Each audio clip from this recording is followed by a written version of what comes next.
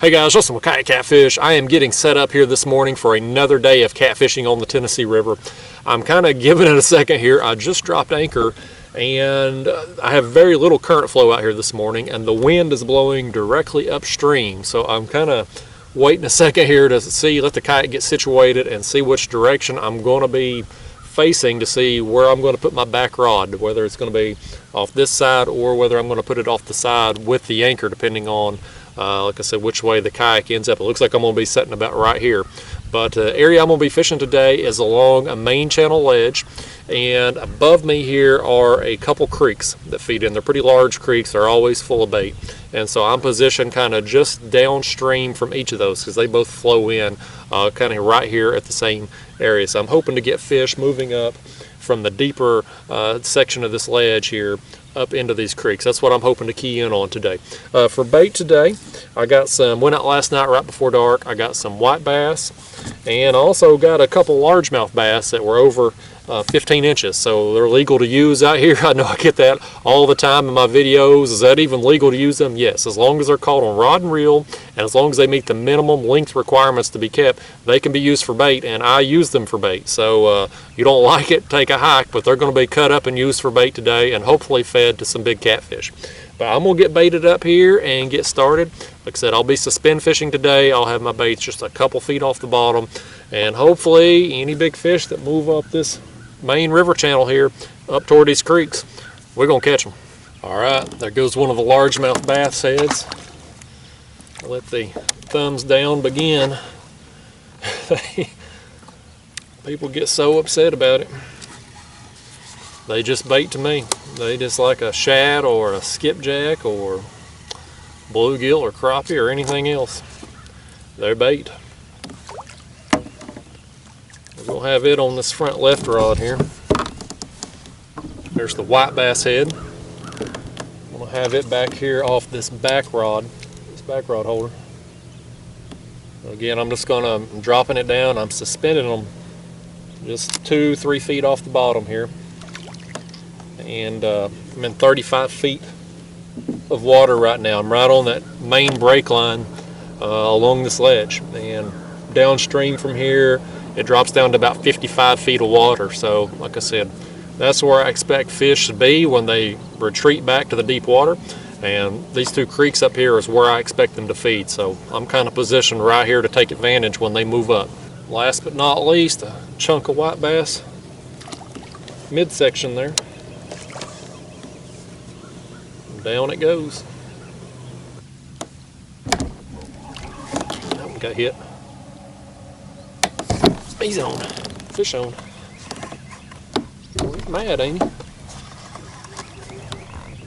I'm not getting him. That rod's getting hit too. There's a fish on that front rod also. Golly, man. We got rods going out everywhere. I got one on this front rod here. Nope, that one come off.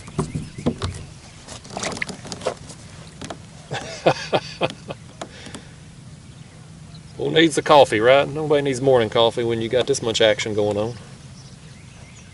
Let's see what time it is. 6:46. So about 15 minutes now with baits in the water. All right, guys. Fish number one. I got the skunk out right here. That's not a bad way. It's a dink, but a slightly bigger dink anyway. All right, buddy. Get on out of here. I'll tell your friends I'm looking for them. All right, there's some largemouth bass going down. Let's see what that does for us. Got one going to town on his head over here. Pick up on him there. Let's see what's going on. Yeah, he's on there. He was hitting it awful funny. The rod tip was just dancing. This one ate the largemouth bass head. He don't feel like he's all that big to be eating that head. He just must have ate it just right. So them dinks, no matter how big a bait you use, they'll get down there and just gnaw and gnaw and gnaw on it. And they'll eventually get that hook somehow. There's the head, and there's the result. Let's let him go. I'm gonna get that bait back down there while all these fish are under me. Fix this thing back. The nice thing about these heads, and all these bass are like that. I don't care if it's white bass, largemouth, smallmouth. They all pretty tough baits. So you can oftentimes get a couple fish out of them. Sometimes 3 or 4. So I'm gonna drop that head back down. We'll catch another one on it. Check this rod here. He might actually be hooked up. Yeah, that one's hooked. He's been trying for so long. He's just been down there just shredding my baits. I got one that's on this rod's been working it, and one's been working his head back here too.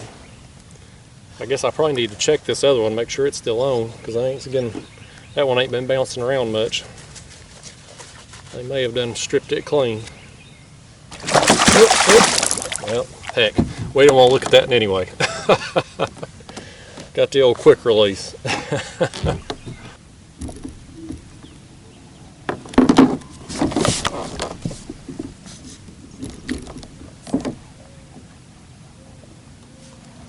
See if he's on there. I think he's hooked up. He crushed it. Just a dink though. Dinks have just been down there just shredding me. It's fun when they hook up, but when they're so small they ain't hooking up and they just down there ruining and perfectly good baits. It's frustrating. I don't have a whole lot of bait with me today. I went out just a few minutes before dark last night and got what I could on that evening bite there. So I got those 2 largemouth bass. Actually, I got a few more largemouth bass too, but they weren't big enough to keep. But I got them 2 that would keep, and some white bass. And I'd hope to have enough for all morning out here, but if these dinks keep cleaning me out, it may not last that long. Another dinkity doodah. I want that fish's great grandma. That's the one I want, not him. Bluegill and run up there at Marble Bluff and catch you some of them flathead. Yeah, it's a long run from here. Yeah. Yeah. Head got hit right there.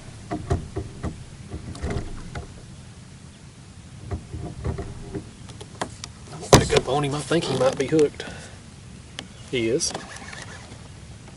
We got that, and doggone it. These things have been down there just munching, but every once in a while one's getting hooked up. Well, that one's gone. Well, let's grab this one. Let's grab this one here anyway. Oh, that one's gone too. Oh. Well, that's why that one's gone. Look there. Them dinks been sitting down there just going to town, and they got my bait foul hooked. I just got hit too.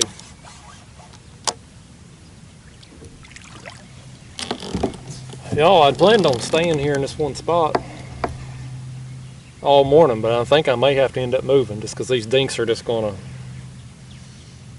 I mean, I like catching dinks, but I'm out here to catch the big ones. And they just stripping my hooks and being a real nuisance.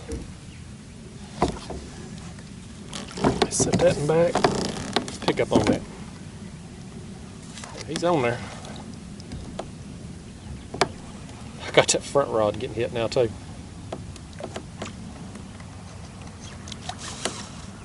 That one's mad now. At least this one's big enough to get hooked. I'm gonna lose the bait. I'd at least like to see the fish that done it.